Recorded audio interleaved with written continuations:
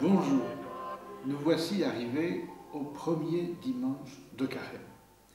Un dimanche que la liturgie appelle le dimanche de la tentation. Vous allez trouver cette indication dans vos missels. C'est un petit peu curieux. L'Église voudrait-elle nous encourager à la tentation? Probablement pas, et certainement pas. Il s'agit de mieux comprendre ce qu'est la tentation. C'est ce que nous allons essayer de faire en utilisant les textes de ce dimanche. Mon Seigneur et mon Dieu, je crois fermement que tu es ici, que tu me vois, que tu m'entends. Je t'adore avec profonde révérence. Je te demande le pardon de mes péchés et la grâce de faire avec profit ce moment de prière. Ma Mère Immaculée, Saint Joseph, mon Père et Seigneur, mon ange gardien, intercédez pour moi. La tentation. Commençons par préciser un petit peu le sens de ce mot. La tentation peut se comprendre de deux manières. Comme une épreuve, c'en est une d'ailleurs, ou bien tout simplement comme cette impulsion interne qui nous pousse au mal. La tentation dans le sens d'épreuve, c'est un petit peu celle qui nous sera proposée dans la première lecture de ce dimanche. Moïse, dans ce passage du Deutéronome, évoque l'épreuve de l'exil qui a été imposé au peuple juif. Et il dit, face aux prières qui sont montées vers Dieu, Dieu a entendu notre voix et il nous a fait sortir d'Égypte. Et il nous a donné un pays ruisselant de lait et de miel. Une épreuve qui a donc été constructive, on pourrait dire. Une épreuve qui a été une source de progrès. Et la tentation, dans le sens d'épreuve, nous devons l'envisager comme cela. Regardez ce que dit saint Augustin. Dans son voyage ici-bas, notre vie ne peut pas échapper à l'épreuve de la tentation, car notre progrès se réalise par notre épreuve.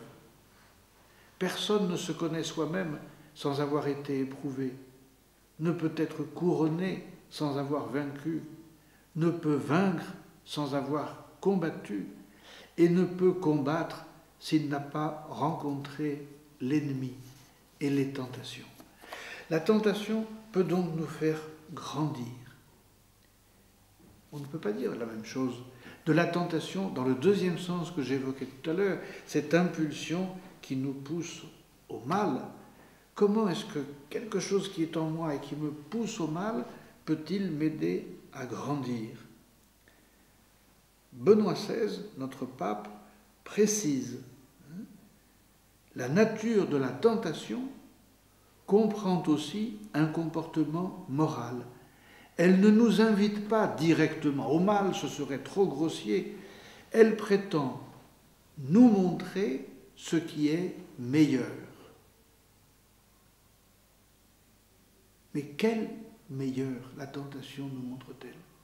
Très souvent, c'est le meilleur subjectif, c'est le meilleur de l'instant présent, c'est le meilleur de mon caprice, c'est le meilleur d'une envie que j'ai. Et alors on dit, je cède à la tentation. Alors que la tentation, elle pourrait nous aider à nous tourner vers le meilleur du meilleur, le meilleur de chez meilleur, pour reprendre une expression que l'on emploie souvent. La tentation nous fait oublier le ciel, très souvent, et on abdique si facilement devant une toute petite chose. Il y a un dessin de Saint Pé très sympathique, dans lequel on voit dans une immense église une petite dame recroquevillée sur son prie-dieu et qui pouffe de rire en disant « Seigneur, c'est affreux, j'ai encore péché ». Voilà, il ne faut pas que nous tombions dans cette tentation si facile. « Ah ben je suis encore tombé ». Mais j'oublie le ciel. Je vais profiter de ces tentations pour m'élever vers le Seigneur. Dans le psaume de la messe de dimanche, nous répéterons « Reste avec nous, Seigneur, dans notre épreuve. Reste avec nous, Seigneur, dans notre épreuve. » Et c'est aussi ce que va nous dire la dernière phrase de la deuxième lecture. « tous ceux qui invoqueront le nom du Seigneur dans leurs épreuves, dans leurs tentations, seront sauvés. Pour bien le comprendre, nous aurons l'Évangile. L'Évangile de ce dimanche, c'est le récit des tentations de notre Seigneur. Merci Seigneur d'être passé comme nous par l'épreuve de la tentation, parce que tu nous montres aussi comment nous devons réagir. Je vais rappeler les 3 tentations auxquelles le Seigneur a été confronté. La première, il avait faim. Au bout de 40 jours, on peut le comprendre, il avait faim. C'est l'épreuve, le plaisir des sens, dit un père de l'Église, Saint Grégoire de Nice. Le Seigneur nous rappelle, à propos de cette tentation, du plaisir des sens, que l'homme ne vit pas seulement de pain.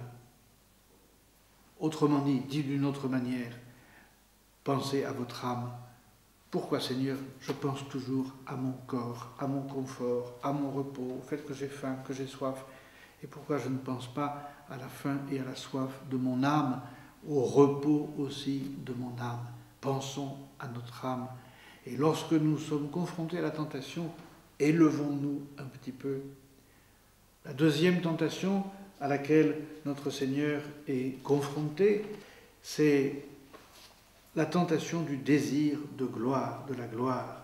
Le démon l'emmena plus haut et lui fit voir d'un seul regard tous les royaumes de la terre. Il lui dit, je te donnerai tout ce pouvoir et la gloire de ces royaumes. Le diable ment, mais il ne sait pas faire autre chose. Il ment, il essaye de mentir même avec le Seigneur. Il ne va pas y arriver, bien sûr. Et le Seigneur lui répond, non. On doit servir Dieu et Dieu seul. Et Dieu seul. Lorsqu'il faut penser au service de Dieu, nous pouvons peut-être utiliser cette citation de saint Irénée de Lyon. Dieu sollicite le service des hommes par bonté et miséricorde pour combler de bienfaits ceux qui le servent avec persévérance. Car autant Dieu n'a besoin de rien, autant l'homme a besoin de la communion de Dieu. Nous avons besoin de servir Dieu.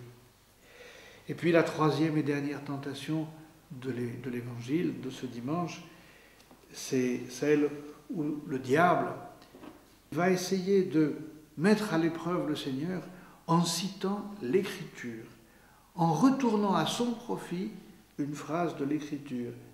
Puis le démon le conduisit à Jérusalem, il le plaça au sommet du temple et lui dit, « Si tu es le Fils de Dieu, jette-toi en bas, car il est écrit, il donnera pour toi à ses anges l'ordre de te garder, et encore, il en rajoute une couche, excusez-moi l'expression, ils te porteront sur leurs mains de peur que ton pied ne heurte une pierre. » C'est la suprême astuce du diable, de nous faire croire que Dieu se sert du mal. Très rapidement, et pour terminer, je me rappelle d'un film sur le génocide du Rwanda. Le génocide était sur le point de se produire. Les rebelles étaient sur le point d'entrer dans un espace où un prêtre vivait avec des gens qu'il essayait de protéger.